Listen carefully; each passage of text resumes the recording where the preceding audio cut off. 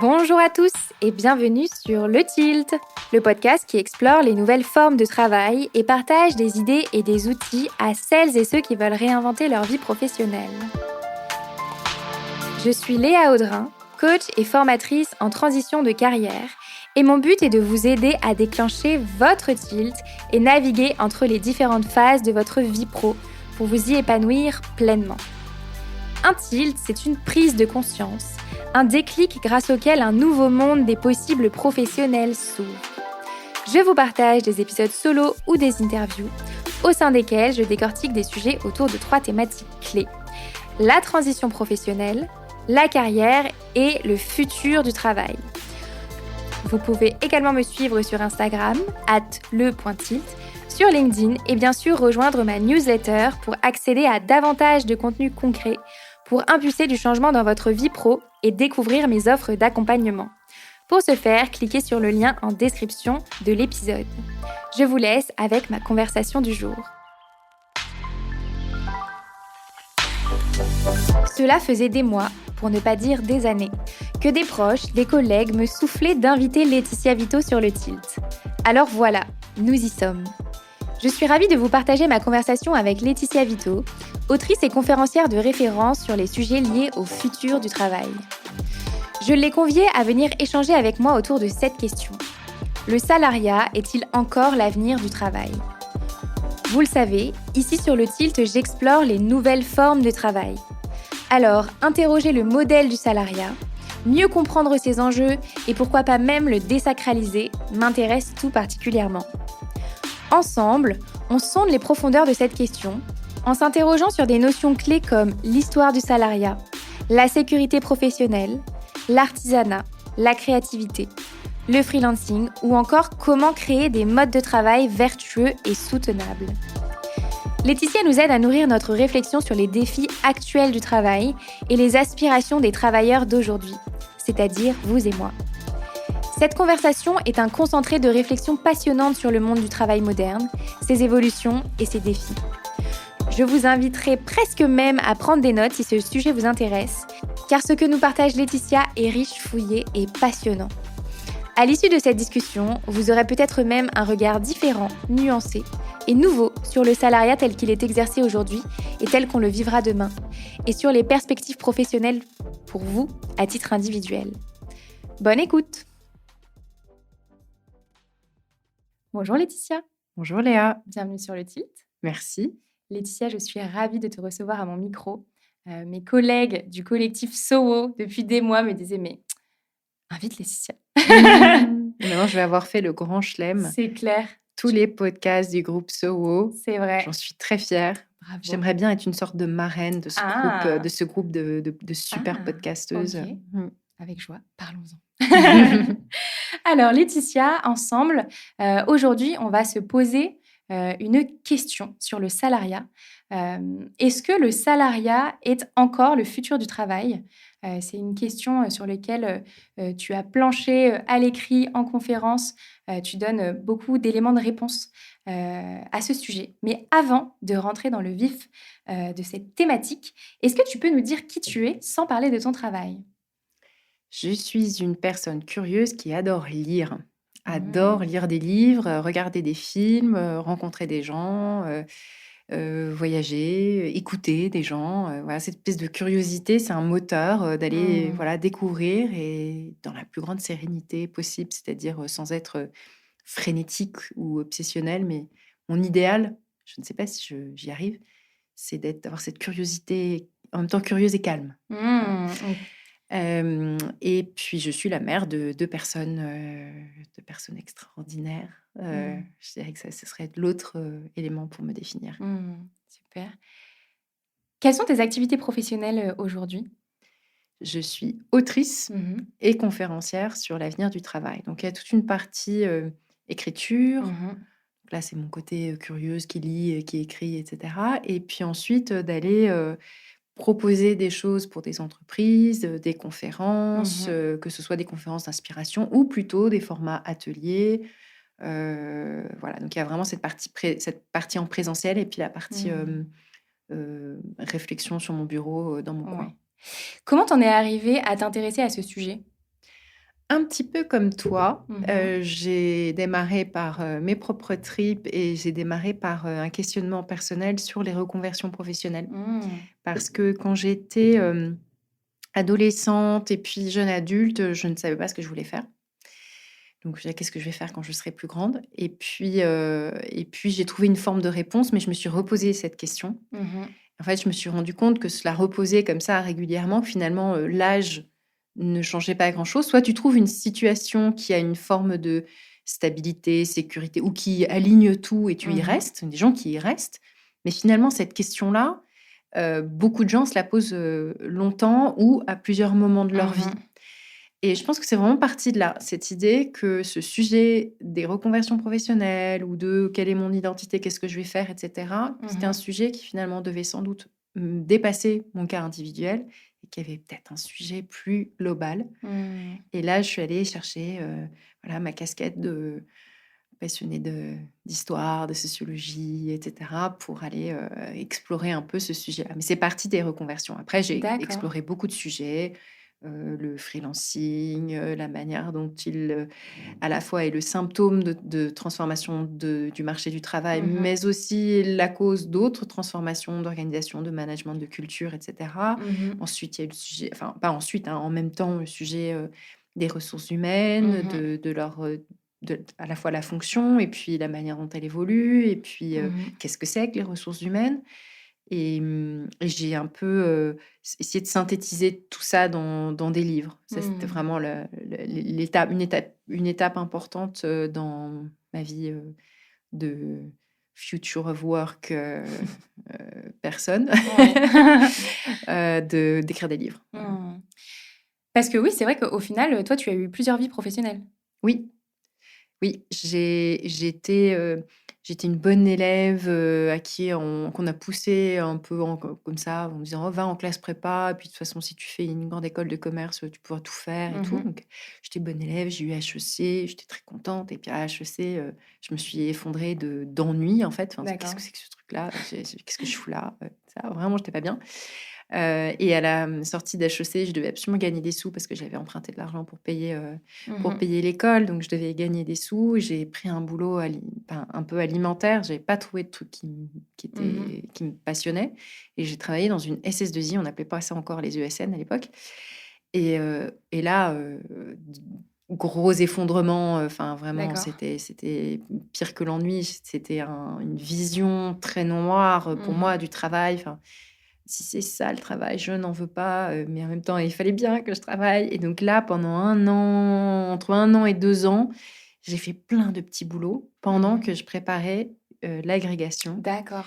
J'ai passé le concours de l'agrégation Mhm. et ensuite j'ai enseigné pendant 8 ans en D'accord. classe préparatoire, parce que j'avais Mhm. cette espèce de double casquette, HEC, agrégé d'anglais et tout, Mhm. donc j'ai eu un poste en classe prépa, parce qu'ils recrutent, comme ça individuellement les D'accord. gens. Et puis j'ai enseigné à Sciences Po. J'ai enseigné, voilà, tous les sujets qui me passionnaient, l'histoire politique américaine du XXe Ah siècle, ouais. des choses comme ça. Et j'ai fait ça 8 ou 9 ans, D'accord. enfin pas tout à fait 10 ans, un petit peu moins de 10 ans. Mhm. Et ensuite, nouvelle phase de vie, j'ai pris, j'ai eu mes enfants pendant que j'étais prof, voilà, Mhm. j'ai pris, les enfants, le mari et tout, on est parti à Londres. Mhm. Là, j'ai travaillé dans le département, ressources humaines, enfin dans le recrutement, dans une boîte tech américaine qui avait des bureaux à D'accord. Londres et qui cherchait à recruter des ingénieurs en France, en Allemagne, et D'accord. cetera.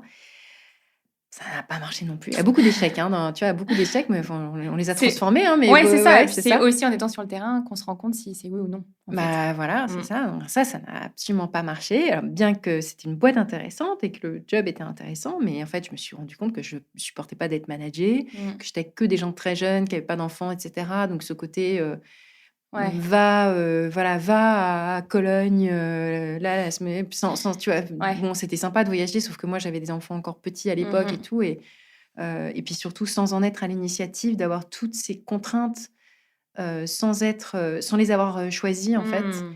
C'était très dur et finalement, en tant qu'enseignante, en tant que prof, j'avais quand même pas mal d'autonomie, D'accord. heu, pas d'argent, mais pas mal d'autonomie. Donc en fait, ça faisait ça marchait pas. Ça a été vraiment un clash et puis, donc là, nouvel échec. je me retrouve à dire: «Qu'est-ce que je veux faire plus tard?» Enfin, qu'est-ce que je veux faire maintenant, en l'occurrence? Et toujours la même contrainte, toujours cette contrainte de: «Il faut que je gagne ma vie parce que je ne peux pas, Oui. me permettre, d'être dépendante, de ne rien avoir». Enfin, c'est vraiment une angoisse, Je voilà. comprends. Encore Oui, plus peut-être en tant que femme, c'est ce enfin que je j'allais dire, ouais. oui. En tant que femme, c'est un vrai sujet aussi, de se construire cette, indépendance-là sur le long terme, en fait. Ouais, Mmh. oui, parce qu'on a des modèles ou des contre-modèles féminins Mmh. et on est avertis, enfin moi j'étais très alertée en fait Mmh. de ça et donc j'ai commencé à écrire pour des entreprises. Au D'accord. début, plein de sujets, un peu du copywriting, Mmh. voilà, des sujets, un peu différents et sans forcément une direction très précise et en même temps, je commençais à écrire justement sur ce sujet du travail, des Mmh. reconversions et cetera et donc petit à petit, toutes les activités ont convergé sur ce sujet du travail et j'ai commencé à créer creuser un sillon, Mmh. créer une expertise, à créer une identité professionnelle. Ça s'est pas fait en un jour. Moi, j'étais assez lente, je suis quelqu'un de lent. Donc voilà, je dirais qu'en 2 3 ans, c'était fait et le but surtout quand tu es au début, tu dois Mmh. être, sur le logique alimentaire de gagner des sous. Ouais. Voilà, il faut Tu fais un combiner les choix, 2. ouais, Tu c'est fais un ça. choix, tu équilibres Mmh. entre le court terme et le long terme et donc à un moment 2015-2016 où à la fois le sujet était pas encore une la tarte à la crème qu'il est Mmh. devenu. Donc c'était aussi une question de timing, un bon Mmh. timing et puis à un moment aussi où en ligne, il y avait pas encore la quantité Oui. de blogs, de podcasts, machin et cetera et Mmh. donc c'est pas pour dire que j'ai aucun mérite, mais il y a aussi un bon timing, qui fait Ouais. que, ça, voilà, Oui, ça tu a as bien pris, senti quoi. qu'il y avait un sujet, de fond qui se jouait, là, que justement il y avait peut-être un questionnement du modèle, phare Oui, et que, les entreprises et les particuliers étaient en demande, d'avoir, peut-être des zones de réflexion sur ces sujets. exactement. Mmh. On était déjà en train de vivre cette transition numérique depuis Mmh. quelques années et la compréhension que cette transition numérique avait des conséquences sur notre rapport au travail Mmh. et la manière dont il s'organise, Mmh. j'ai eu cette intuition-là et j'ai creusé ce sujet-là. Mmh. Et en effet, c'est devenu, un sujet enfin, c'est devenu, ça l'était déjà, mais Ouais. ce qu'il y a, c'est que ça maintenant, ça s'exprime dans énormément de domaines. Oui, c'est C'est-à-dire, ça. les ressources humaines et l'avenir de la fonction RH, les Mmh. freelances, comment on devient freelance à l'échelle des individus, comment on intègre les freelances ou qu'on les Dans les entreprises, dans les ouais. entreprises, Mmh. beaucoup de sujets, les modalités de travail, le télétravail, le travail hybride et cetera. Tous ces Ouais. sujets-là, en Tout est fait, hyper ils décortiqué, ouais. voilà et puis tous Mmh. ces sujets-là, ils étaient déjà, on les sentait poindre Mmh. au milieu des années 2010. Ouais. C'était le moment du grand essor des réseaux sociaux, c'était le moment où on sentait qu'il y avait des choses qui étaient en train de c'était déjà, l'arrivée du smartphone, hein, c'est la Mmh. décennie de l'arrivée du smartphone et donc de toutes ces conséquences sur, cette fragmentation géographique du travail. Mmh. Parce que tout d'un coup, tu emportes ton travail avec C'est toi dans vrai. ta poche. Mmh. Il faut quand même se rendre compte qu'au-delà de internet qui est déjà plus ancien, le smartphone, ça a que 10 ans, enfin Ouais. 15 maintenant, mais ça a vraiment énormément, changé la géographie du travail. Mmh. La quantité de travail que tu fais de manière hybride ou en tout cas de manière nomade, Ouais. c'est avec le smartphone que ça s'est passé. Alors, on va en reparler de ce sujet, après parce que justement le sujet, de la géographie et du télétravail notamment, c'est une des grandes tendances de fond, des grandes questions de fond, notamment depuis le covid. Mais peut-être avant de rentrer dans le détail, de ces changements de paradigme-là, je te propose peut-être qu'on se fasse un petit, récap sur l'histoire du salariat. Comment ça a émergé le salariat en fait? Alors tout le monde connaît cette histoire, hein, quand on commence par l'étymologie du salariat, de la ration de sel, des légionnaires romains, cette idée que le sel était si précieux parce que c'est ce qui permettait de conserver tes aliments. On n'avait pas de frigo, Mmh. hein, on n'avait pas encore moins de congélateur. Donc le sel, c'était vraiment extrêmement, précieux parce que ça te Mmh. permettait de garder ta nourriture très longtemps. Donc on payait un petit peu les légionnaires en partie avec, une ration de sel, Mmh. salarium en latin, salaria et du coup, c'est très difficile évidemment d'en donner une origine historique puisque c'est cette idée que le salariat renvoie à ces travailleurs qui n'ont pas de situation, Mmh. qui n'ont pas, des terres, à faire fructifier, un atelier d'artisans dans lequel ils font Mmh. leur travail, ce sont des gens qui mettent leur force de travail à disposition de quelqu'un d'autre, d'un donneur d'ordre, d'un paysan, d'un artisan, etc. Donc, ça existait à pas mal d'époques. Quand on sort des relations de servage, etc., on avait déjà des populations comme ça, des gens qui n'avaient pas de position et puis qui étaient placés et puis qui vendaient leur force de travail. Mais tout le monde est à peu près d'accord pour dire que la vraie origine du salariat, au-delà des légionnaires romains et puis après des quelques personnes dans cette situation, c'est la révolution industrielle qui l'a produite. C'est que tout d'un coup, tu avais... D'abord, tu as eu une révolution démographique, c'est-à-dire que d'un coup, il y a eu beaucoup de naissances, parce qu'on a fait un peu de progrès d'hygiène qui ont permis que les gens mouraient un peu moins, qu'il y a eu beaucoup de, une grosse augmentation de la population. Tout d'un coup, la révolution industrielle, des grands besoins dans les usines, et puis la révolution industrielle a été précédée d'une révolution agricole. Donc, on était beaucoup plus productifs dans l'agriculture, donc on avait moins besoin de bras. Donc, et puis il y a eu aussi des mouvements de concentration dans l'agriculture. Donc, tout d'un coup, tu as plein de gens comme ça qui à la fois ont leur force de travail disponible, et puis des usines qui ont besoin de gens, et puis cet exode rural, des gens qui arrivent dans les villes et tout. Donc, tout d'un coup, ça devient massif. Tu as cette armée d'individus qui n'ont pas de situation, qui ne sont ni paysans ni artisans, et qui vont vendre leur force de travail à des donneurs d'ordre. Et au début, les premiers salariés, ceux qui étaient payés donc à la tâche, la plupart du temps, étaient journaliers. Donc, les premiers salariés de la révolution industrielle ou post-révolution industrielle, c'était des très grands précaires qui allaient chercher à vendre leur force de travail comme ça, quasi quotidiennement. Et puis, qui ne savaient jamais de quoi demain était fait. Et puis, s'il leur arrivait quoi que ce soit... Voilà, donc c'était vraiment la précarité ultime. Et ça allait rester quand même un bon moment après la révolution industrielle. C'est-à-dire que le salariat était identifié comme la situation la plus horrible qui soit, en fait, parce que les gens riches et les gens bien, c'est les paysans, c'est les artisans, c'est les gens qui ont quelque chose, qui ont une situation, ou un fonds de commerce, où tu as quelque chose à eux. Le salarié, voilà. Et puis, il faut se souvenir aussi de ces penseurs... Marx lui-même, pour qui le salariat, en plus, parce qu'il s'accompagnait à la fois de cette dépendance, de cette précarité, et puis de la subordination, c'était l'aliénation ultime, c'était vraiment la chose, la situation la moins enviable qui soit. Alors, comment on en est arrivé à une définition du salariat qui n'a rien à voir, qui est le salariat moderne du XXe siècle, pas du 21e, on y reviendra, mais le salariat du 20e siècle comme étant un rapport au travail bien cadré, dans lequel les gens ont de la sécurité, sont bien protégés, ont justement une situation. Le fait de salarié égale ne pas avoir de situation à salarié égale avoir une situation, là, il s'est passé un truc. Et ça a mis entre un demi-siècle et un siècle.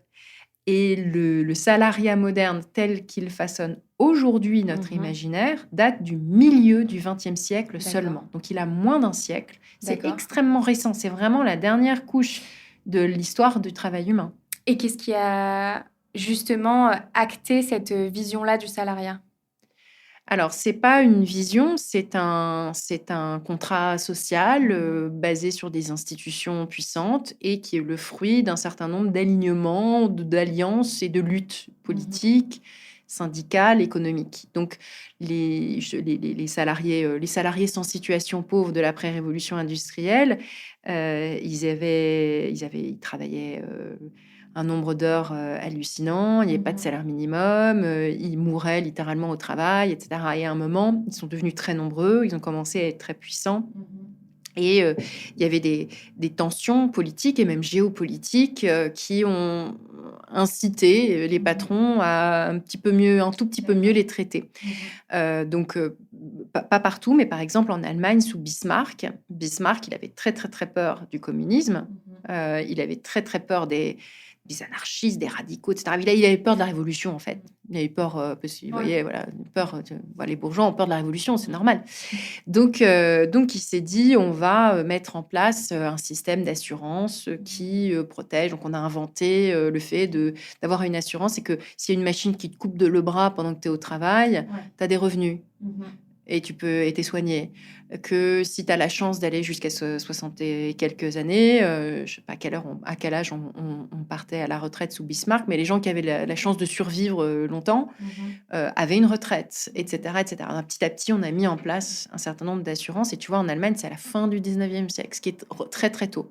Dans d'autres pays, ça s'est passé beaucoup plus tard. Donc, il y a des grandes variations entre pays, mais je dirais la transformation du salariat comme quelque chose de sécure, ça s'est fait voilà, dans cette première moitié, globalement, dans cette première moitié du XXe siècle. La Seconde Guerre mondiale a été un grand tournant. Tu vois, en Angleterre, par exemple, après la Seconde Guerre mondiale, on s'est dit, là, on peut pas maltraiter ces gens qui sont partis à la guerre, ces gens qui ont vécu ça. Maintenant, là, en tant que travailleurs, ils ont droit à autre chose, un nouveau contrat social. On se met d'accord sur la valeur qui est créée, on la partage autrement. On a mis en place un truc incroyable qui était la plus grande révolution, qui est le NHS, le National Health Service britannique, qui a été cette institution fabuleuse qui, tout d'un coup, assurait, protégeait d'un point de vue santé médicale l'ensemble de la population de manière gratuite, universelle, accessible à tous, etc. Avec cette idée que c'est le genre d'institutions fondamentales qui soutiennent les travailleurs, qui leur permettent d'être à la fois libres et protégés. C'est dans ton livre Du labeur à l'ouvrage, tu parles aussi de ces bénéfices sociaux, financiers, etc., que peut offrir l'entreprise, en contrepartie justement d'un travail dur, physique, épuisant. Est-ce que tu peux nous en dire un peu plus, justement sur ce contrat dont tu parlais et qui fait qu'un travailleur va accepter peut-être des choses épuisantes, compliquées, pour justement accéder à ça? Exactement. Alors, c'est ce que j'appelle dans mon livre Du labeur à l'ouvrage le contrat de labeur. L'idée, c'est que, en effet, ça n'avait rien d'évident parce que le travail industriel, il a quand même beaucoup appauvri professionnellement et cognitivement les individus. Si tu imagines qu'avant, tu avais ton atelier d'artisan et tu travaillais en faisant plein de choses et puis en étant très autonome, etc., tout d'un coup, à l'usine, alors que se met en place un modèle de travail très fragmenté, morcelé, dans lequel tu as des tâches répétitives. Puis, après, à partir des années 20 et 30, dans l'industrie automobile américaine, après des chaînes d'assemblage. Voilà, tu aimes tout de suite, imagine Chaplin sur la chaîne, des tâches que tu répètes, etc. Et puis, c'est le moment aussi où... 50 ans après qu'on a commencé à avoir de l'électricité, tout d'un coup, l'électricité a eu des conséquences très concrètes dans l'organisation du travail. La révolution de l'électricité, c'est au moins aussi énorme que la révolution de l'Internet, tu vois. C'est que tout d'un coup, tu artificialises le rapport au temps et tu peux faire tourner ces machines très chères en continu. Et donc, on a inventé les 3-8. Les 3-8, c'est-à-dire que tu pointes, ça veut dire que les équipes se succèdent, se remplacent, mais t'imagines cette aliénation que représente non seulement le fait d'avoir des horaires fixes, mais de devoir pointer, faire ton travail répétitif, et puis repointer et sortir et t'effondrer de fatigue. Et ce travail-là, donc, qui est à la fois pauvre parce que c'est des tâches répétitives, très forcé, parce que tu es subordonné, tu n'as pas le choix, tu as tout un tas de contraintes de lieu, contraintes d'horaire, etc. Enfin, plus parfois des patrons un peu sportifs, dur, voilà, exactement. Donc, tout ça, ça fait rêver personne et ça faisait rêver personne. Même Adam Smith, le premier économiste de l'histoire, il reconnaissait que la division du travail, ça n'était pas franchement folichon tous les jours et qu'il fallait bien qu'en échange, il y ait une promesse d'enrichissement généralisé. Donc, pour Adam Smith, l'idée, c'était de dire la division du travail permet de créer tellement de richesses que tout le monde y gagne. Évidemment, il y a un grand mais. MAIS, c'est à condition que cette richesse soit répartie. Et donc, c'est là qu'entre le contrat social. C'est que, à ce moment de l'histoire que j'ai décrit, là, on va dire une première moitié, puis moitié du XXe siècle, un alignement s'opère où, en échange de cette aliénation, de cette définition du travail qui fait envie à personne, se mettent en place petit à petit des contreparties puissantes qui n'ont pas fonctionné pour tout le monde et qui n'ont probablement jamais été complètement suffisantes, mais qui... quand même, peu ou prou, on arrivait à un alignement. Donc, en échange de cette aliénation, là, subordination, division des tâches, machin, etc., tu avais un salaire, mais un salaire payé au mois et un salaire qui s'accompagne d'une fiche de paie qui te permet de prouver ta solvabilité. Donc, tu inclus le logement acheté ou loué. Acheté ou loué, le logement allait avec et c'était assez pour te loger. Puis des congés payés avec le Front populaire en France, un système de retraite, là aussi selon les pays un peu différents, mais de la retraite, donc des revenus différés, des syndicats très forts qui font que tu es sûr que demain tu vas gagner plus qu'aujourd'hui, et puis une espèce d'idée d'alignement en fait, parce que en fait faire tourner les usines, on pensait que c'était bon. C'était bon pour le pays, c'est bon pour la nation, c'est bon pour l'économie, et voilà. Donc le sentiment de faire partie de quelque chose. Et plus une appartenance aussi, parce que tu appartiens à un groupe, les ouvriers, etc. Et puis tu appartiens à un syndicat et on lutte ensemble et on fait partie de quelque chose qui est plus grand que soi. Et donc tout ça, toutes ces contreparties, elles rendaient l'aliénation acceptable. Peut-être à certains moments, elle l'a même rendue désirable parce que justement cette situation d'un contrat salarial bien aligné te permettait d'avoir une bonne vie, ce qu'on définissait comme étant une bonne vie au XXe siècle. Comment cette période justement où le salariat s'est vraiment instauré de manière très ancrée dans nos imaginaires sur le travail a impacté l'image qu'on en a aujourd'hui, nous, en 2023? Alors, on en garde des traces très fortes parce que cet alignement-là du contrat salarial, il a produit énormément d'institutions avec lesquelles on vit encore. La sécurité sociale. France, à la fin de la guerre, Conseil national de la résistance crée la sécurité sociale et quelle institution puissante et quelle institution extraordinairement importante dans la vie des Français. Avec d'autres équivalents, tu vois, aux États-Unis, la sécurité sociale qui n'inclut pas la santé, mais qui inclut quand même le chômage, la retraite, etc. C'est 1935, donc c'est l'époque du New Deal, tu vois, juste avant la guerre, donc à quelques années près, on a quand même à peu près une concordance historique. Et donc cette institution-là, mais après, tu as les institutions des syndicats, tu as les institutions justement de l'organisation, la manière dont on accompagne les carrières, etc. Les fonctions RH, ça fait partie aussi de ces institutions qui sont nées là. L'école, la manière dont on a construit l'école était façonnée par l'âge industriel, avec même le modèle de la pointeuse, le modèle Ah du ouais, à même l'école cours pour aussi? tout le monde. Bah oui, puisque pointeuse, ça s'appelle la sonnerie. Oui, oui, c'est vrai, c'est vrai. C'est exactement ça. Puis tu fais C'est vrai. l'appel, c'est pareil, tu fais l'appel et la C'est vrai, sonnerie, je l'ai etc. jamais vu comme ça. Et c'était l'idée justement d'imprimer cette discipline dans le rapport au temps et dans la soumission à l'autorité, etc., pour faire des bons ouvriers ou des bons soldats, selon les cas. Donc ça, c'est vraiment aussi l'âge industriel. Et puis aussi avec cette idée que tu formes des enfants, ensuite tu travailles, ensuite tu pars à la retraite. Donc chaque institution correspond à des âges de la vie, puis tu prends tous les gens au même âge, tu vois, un peu par batch, Ouais, par c'est plus groupe. simple à gérer. Voilà, exactement. C'est très industriel comme mentalité, tu vois, c'est très peu organique, flexible ou personnalisé. C'est vraiment, on s'en fiche, standardisation. Et la standardisation qui permet la massification. Parce que la standardisation, on peut en dire du mal. En même temps, ça rend moins cher et accessible des choses qui n'étaient pas accessibles aux gens avant. Avant, il n'y avait que les riches qui avaient des précepteurs, les nobles qui avaient, tu vois, l'école, l'éducation n'était pas pour tout le monde, la santé n'était pas pour tout le monde. Donc, on a standardisé, massifié, ce qui fait que tout le monde s'est enrichi collectivement. Donc, ça a du bon, cette standardisation qui a permis de démocratiser l'accès à certaines choses. Et puis, dans les institutions, après, tu as les systèmes de retraite, etc. Donc, tous ces systèmes qui accompagnent les âges de la vie, qui t'accompagnent dans ta vie, on vit avec parce que ces besoins-là, on les a toujours. On a besoin d'être soigné, on a besoin de former ses enfants, on a besoin de faire garder ses enfants, on a besoin de santé, on a besoin... Toutes ces choses-là, elles nous accompagnent toujours. Et comme ces institutions, elles ont été très fortes et elles ont permis un enrichissement collectif et une bonne vie, aujourd'hui, de voir qu'à la fois elles ne collent plus complètement à nos besoins, ou qu'il y a des trous dans la raquette, ou qu'il y a des choses qui se dégradent, c'est un gros problème. On le ressent comme un gros problème. Donc notre imaginaire de tout ce qui était positif dans le XXe siècle, vraiment était très façonné par ça. Alors justement, est-ce que les grandes tendances que l'on observe, comme la grande démission, le freelancing, le besoin de sens, le besoin d'impact dans son travail, est-ce qu'elles sont justement révélatrices d'un véritable changement de paradigme dans notre rapport au travail et dans notre manière de pratiquer le travail? Alors, en effet, cet alignement-là que j'ai décrit, Mhm. on n'y est plus trop. Là, on assiste à un désalignement, en fait, depuis Mhm. plusieurs décennies. Je parlais des trous dans la raquette ou des gens pour qui ça marche pas. Mhm. En réalité, petite parenthèse, l'alignement n'a jamais été parfait pour tout le monde. Il y avait déjà beaucoup de gens qui n'étaient pas à l'usine. Il y avait déjà des femmes qui étaient travailleuses domestiques, qui n'avaient pas de sécu, qui étaient mal protégées, Oui. qui étaient... Voilà. Donc, c'est vraiment juste dans notre imaginaire que Mhm. l'alignement était parfait. Dans la réalité, il ne l'était pas.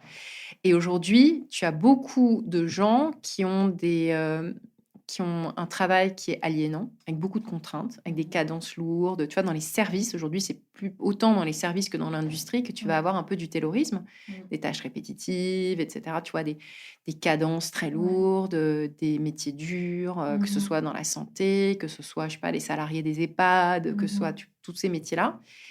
Mais dans les contreparties, par contre, les contreparties, elles sont beaucoup plus faibles. Ouais. Elles sont pas toutes au rendez-vous. Par exemple, tu peux avoir un salaire, mais tu es en CDD, tu pas la preuve de solvabilité qui te permet de signer un bail.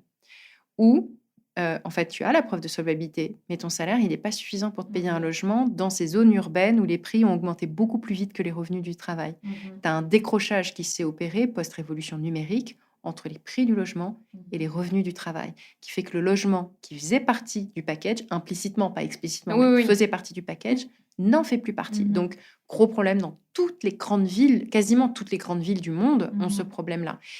Protection sociale, la retraite, on en a beaucoup parlé quand même ces 2 dernières années-là.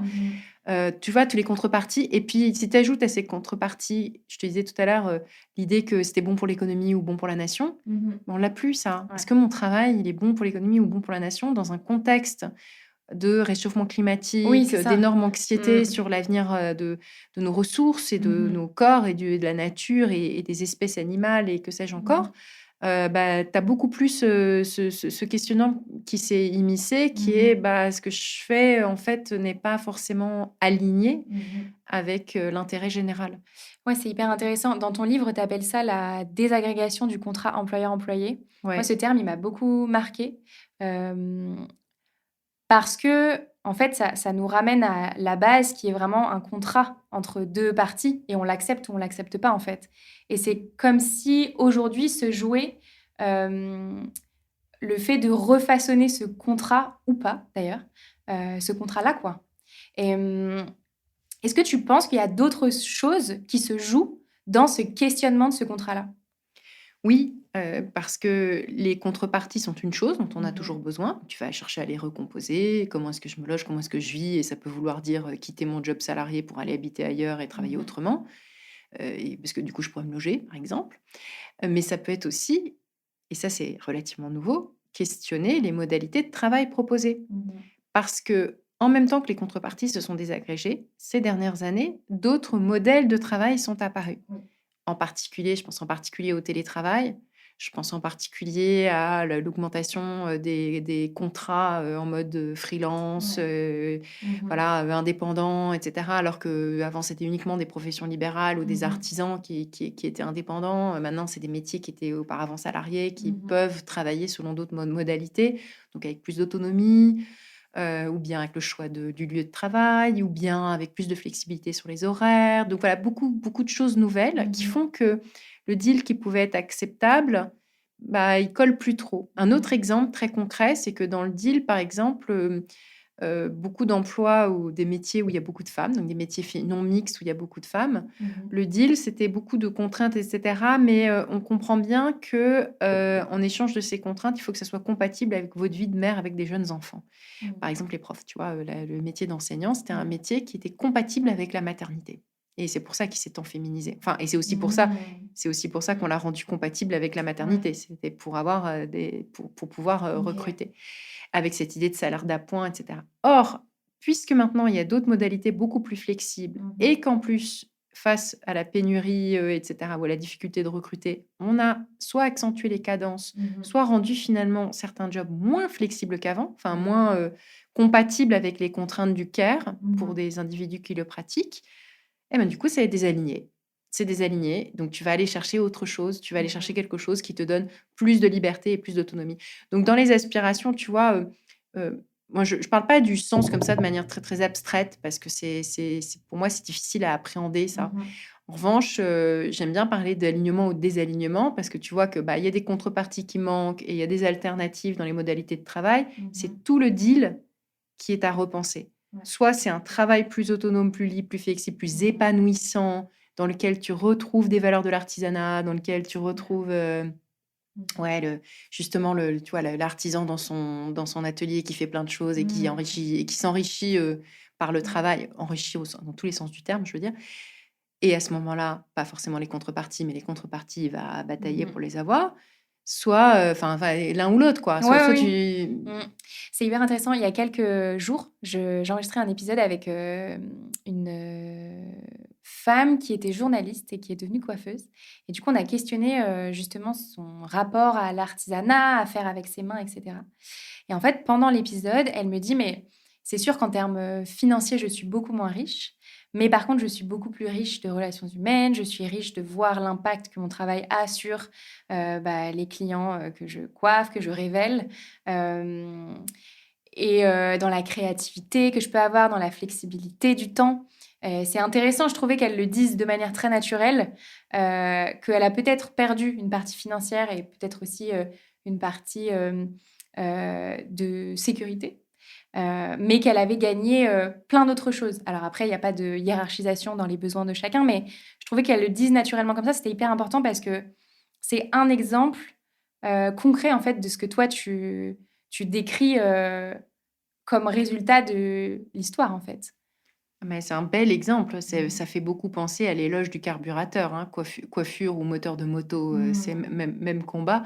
L'idée de retravailler avec ses mains et qu'en fait, travailler avec ses mains, c'est bien plus intelligent que ne travailler qu'avec son cerveau, parce que le modèle industriel a prétendu séparer les deux, tu vois, ceux qui pensent, ceux qui exécutent, etc. Et qu'en fait, le fait de réconcilier les deux, tout d'un coup, tu es dans une approche professionnellement beaucoup, beaucoup plus riche et qui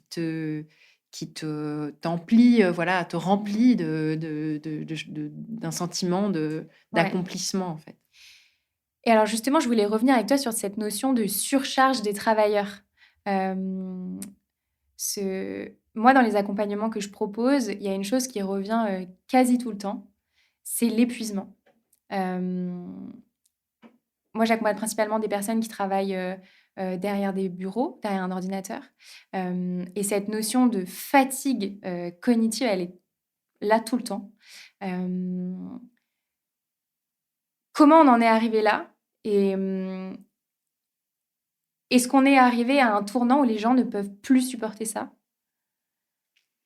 Tous les indicateurs sur la santé mentale, le burn-out, etc., sont vraiment inquiétants. L'un des indicateurs aussi à suivre de plus près, c'est la question de l'absentéisme, qui révèle beaucoup justement cet épuisement généralisé. Alors, il y a d'un côté, on va parler du bureau tout de suite, mais il y a d'un côté aussi tout un tas de métiers dans lesquels les cadences se sont accentuées, surtout ces métiers où il y a beaucoup de pénurie de recrutement, donc des services de proximité. Je parlais des salariés des EHPAD, des infirmières, des profs, pour lesquels les conditions de travail sont devenues plutôt plus épuisantes parce qu'on manque de gens, parce que on les valorise pas suffisamment. Donc là, épuisement très fort. En quantité, c'est le plus de grand nombre de gens, c'est dans ces catégories-là, hein. Et puis après, dans le monde du bureau, c'est un petit peu autre chose. Alors parfois, c'est aussi des charges de travail qui sont alourdies, hein. Mais souvent, c'est la porosité entre vie privée et vie professionnelle qui fait qu'on a l'impression de travailler tout le temps, qu'il n'y a plus d'espace réservé et une surcharge cognitive très forte liée à un flux d'informations qui a augmenté de manière exponentielle. Tu mets bout à bout les mails, les messages, les WhatsApp, les Teams, les apps, les machins. Et tu vois, nos cerveaux ne peuvent pas gérer parce qu'on a les mêmes capacités cognitives que nos ancêtres d'il y a 10 000 ans. Et on n'est pas capable de gérer autant de stimuli et on est noyé, complètement noyé, et ça cause une crise cognitive, une crise de la cognition généralisée qui se traduit par des dépressions, de l'anxiété, du stress, des burn-out, voilà, toutes sortes de problèmes de santé mentale qu'on voit venir. Et puis en plus, comme en plus ces usages numériques nous isolent, on est moins nourri, par exemple hormonalement, d'ocytocine, de se voir, de se toucher. Donc il y a une anxiété qui est en train d'exploser. On pourrait en parler pendant des heures, mais je comprends que les personnes que tu coaches soient nombreuses à ressentir cette crise de la cognition.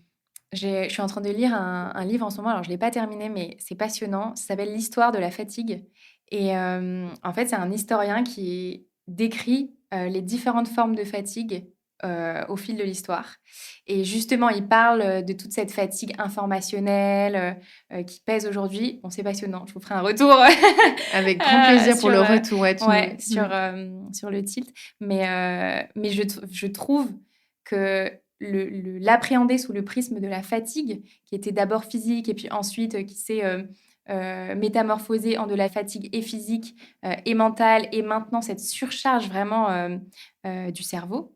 Je trouve ça, passionnant. Alors, c'est vrai que toi, tu parles beaucoup d'artisanat dans du labeur à l'ouvrage.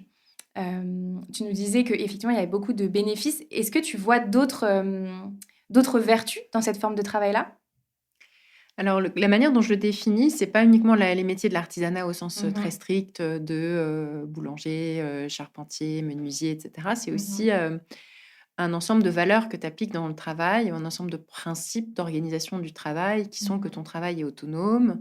C'est-à-dire que tu choisis les moyens que tu mets en œuvre, pour arriver à la production que tu as envie de faire. De Mmh. responsabilité, d'un lien direct avec un client, Mmh. un utilisateur, un Mmh. patient quand tu es dans la médecine et cetera. De créativité, donc tu as pas un one best way qui t'est imposé, mais tu mets en œuvre, enfin tu laisses un bout de toi, un bout de toi-même dans ce que tu fais. Il y a une Mmh. manière qui est ta manière à Oui. toi. Mmh. Et puis du coup, une fierté aussi, une fierté d'un travail, enfin cette idée de: «J'ai fait un beau travail, un bon Ouais. travail, j'ai pu me laisser le temps de faire quelque chose dont je suis fière Mmh. et j'ai un ensemble de savoir-faire ou de compétences dont j'ai la maîtrise, enfin, Mmh. qui m'appartiennent, que je fais évoluer et où je peux transmettre quelque chose. Enfin, cette Mmh. idée de transmission, à la fois par la production, c'est-à-dire tu produis quelque chose dont tu es fier, Mmh. ça peut se transmettre, Ouais.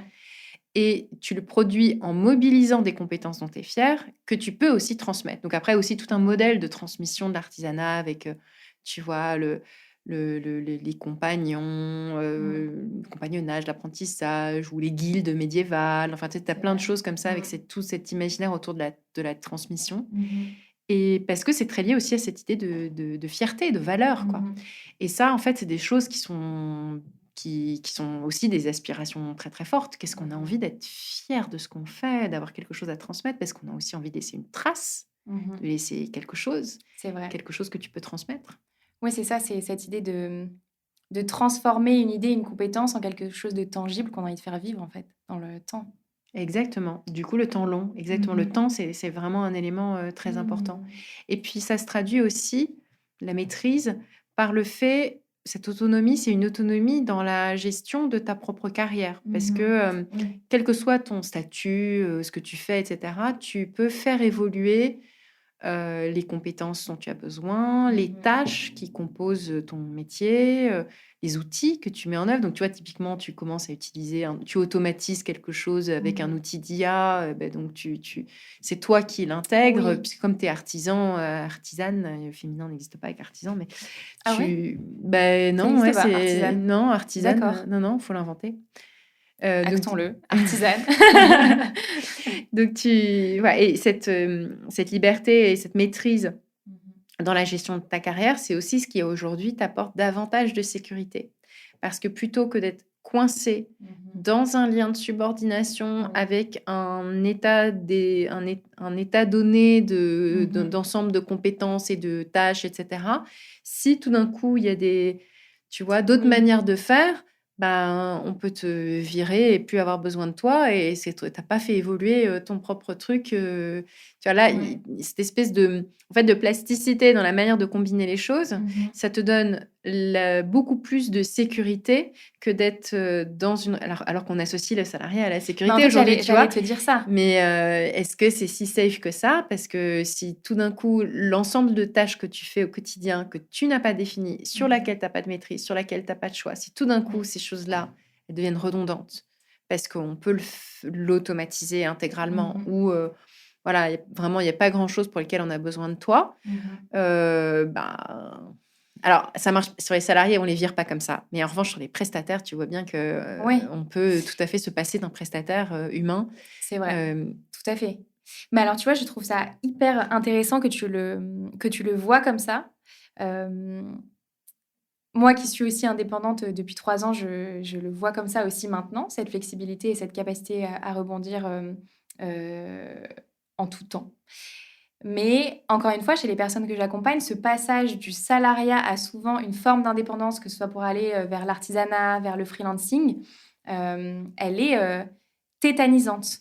Et du coup, je voulais te demander, est-ce que cette question de passer du salariat à une forme d'indépendance, est-ce que c'est une question classiste ou pas du tout? Je pense pas du tout parce que c'était quand même, parce que surtout aujourd'hui, il y a pas tant d'indépendants que ça, hein, pas autant qu'on pensait, Mmh. mais parmi les indépendants, tu as toutes sortes de catégories différentes et dans Mmh. tous les secteurs et avec des niveaux de richesse différents et des niveaux Ouais. de sécurité différents. Mmh. Maintenant, c'est le cas aussi dans le salariat. C'est-à-dire que la grande majorité du salariat et surtout des nouveaux emplois créés, Mmh. c'est des contrats courts, c'est des contrats précaires, c'est des contrats Mmh. si peu rémunérés qu'ils ne constituent pas en tant que tels une sécurité. Tu vois, par Mmh. exemple, être prof aujourd'hui, en théorie, c'est de la grande sécurité, mais en fait, est si peu payé que Oui. c'est pas assez de sécurité. Enfin, c'est pas de sécurité Mmh. puisque si je t'offre, je vais employer le mot, les francs, si je t'offre 10 francs par jour, Mmh. mais je te garantis qu'en échange de ton travail, tu l'auras toute ta vie, tu Oui. vas me rigoler au nez. Mmh. Bah, c'est ce que font les gens aujourd'hui. Ouais, ouais. Mmh. C'est intéressant, je trouve, de le déconstruire de cette manière-là. De se dire, en fait, si on regarde vraiment le salariat tel qu'il est proposé aujourd'hui dans certains domaines, il y a peut-être une sécurité du contrat sur la durée, mais au jour le jour, ça n'amène pas, ça ne comble pas les besoins qu'on peut avoir en tant qu'humain, Voilà, en s'il y a fait. pas toutes les contreparties au rendez-vous, Exactement. Mmh. c'est une sécurité dans l'insécurité, puisque s'il y a pas les contreparties, donc si tu es garanti d'être insecure, c'est Mmh. pas très attractif comme deal. C'est vrai. C'est par exemple pas accès au logement ou des choses comme ça, trop peu payé pour vivre de manière décente, mais je te Ouais. le garantis à vie. Bah, qu'on Je signe où? Non, je ah mais génial! Ouais, je trouve que c'est bien de pouvoir aussi l'appréhender sous un autre prisme. Alors j'ai 2 dernières questions pour toi, Laetitia. La première, elle en découle, c'est, à quoi ça ressemble un monde, du travail tenable et vertueux selon toi? On a beaucoup parlé d'épuisement et je sais que ce Mmh. sujet t'intéresse beaucoup. Mmh. Un travail soutenable et durable, c'est un travail qui n'épuise pas. Et qu'est-ce que c'est qu'un travail qui n'épuise pas? Alors déjà, très concrètement, c'est moins Ouais. d'heures que ce qu'on fait aujourd'hui. J'aime beaucoup le concept de la semaine de 4 jours pour ça. Mmh. J'aime beaucoup l'idée d'un travail qui est compatible avec le caregiving, des personnes qui sont aidants Mmh. ou mères, pères, mères surtout de jeunes enfants. Si la carrière au plus haut niveau est impossible pour ces gens-là, c'est que Mmh. le travail n'est pas soutenable. C'est que pour pouvoir faire ce travail, tu as C'est vrai. besoin de quelqu'un d'autre pour Mmh. faire ce Oui. travail-là. Mmh. Donc c'est pas inclusif, c'est pas soutenable, c'est pas durable, et cetera. Une des choses qui nous pend au nez dans les prochaines années, avec le vieillissement de la population, c'est qu'on va avoir les tranches d'âge les plus nombreuses entre 40 et 60. Quand tu Mmh. regardes la pyramide des âges de 2050, tu vois, tu Mmh. seras dedans, enfin voilà, on sera dans ce Ouais. truc du sandwich là. Mmh.